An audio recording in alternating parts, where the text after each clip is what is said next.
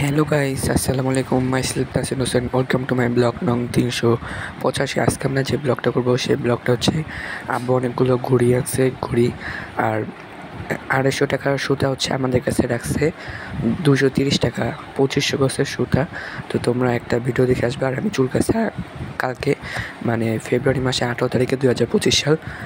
তো আমার শরীরটা তেমন একটা ভালো না, এই জন্য আমি ব্লগ ছাড়ি না। তো এখন তোমরা ঘড়ির ভিডিওটা দেখে আসছো।